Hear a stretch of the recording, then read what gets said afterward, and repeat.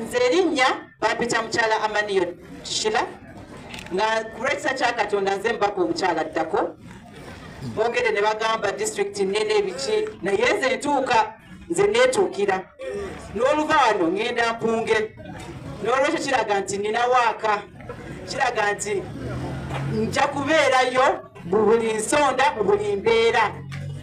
kiba kiraga nti ne interest njirina mu district zonna ate naddala n'okukola ne sectors ngeza boda nze kamwa kwogera ndi customer wa boda nze ngenda nenkwata boda ku buli stage ya mukono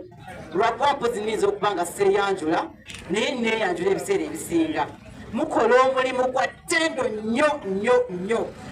boda sector in Uganda has been revolutionized nera muli baakabi nnyo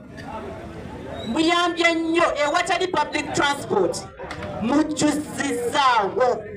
n'olwekyo mulimu gwammwe gwakabi gwa tappu era temujjanga okwo nze nja kwongera okubeera kasitoma kansala nakyo bakimanyi waliwo jamu bwetukwatira netuzipaakinga netugamba ssebo katugirinnye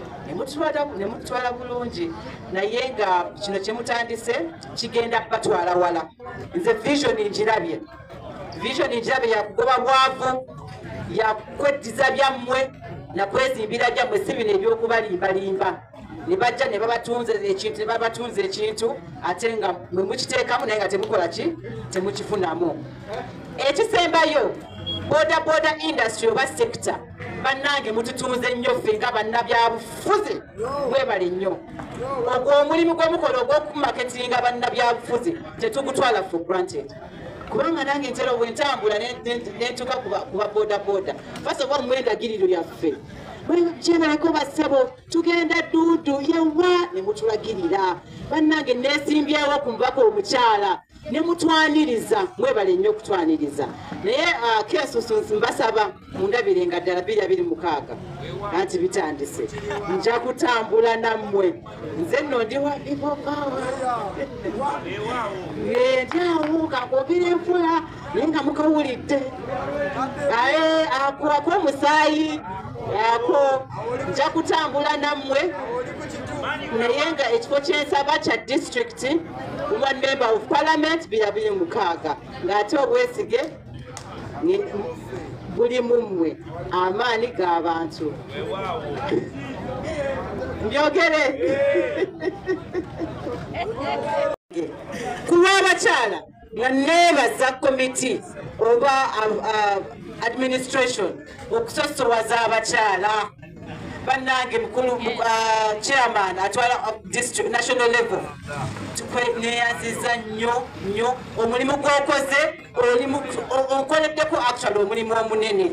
kubanga abakyala baagala kukola abakyala baagala kulaba baagala kubalaga kkubo ebyokukwata so nga ate union eno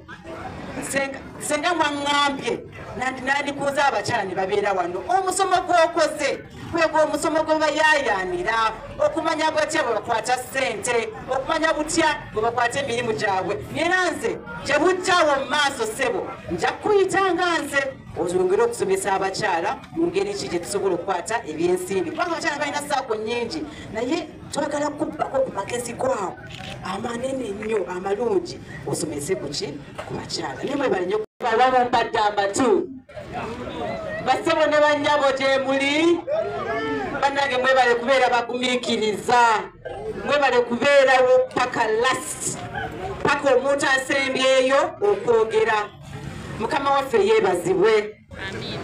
nsanyusa obbalaba bassebo ne bannyabo mbalamusizzaako olwaleero ate mbakulisa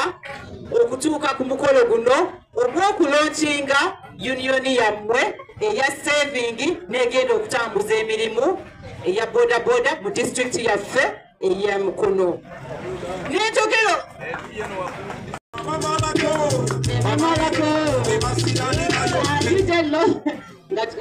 ogendako kubanga tugenda si kyokyo naye nga tuwunzika ffe naffe aba people power tuwaddeyo emitwalo 5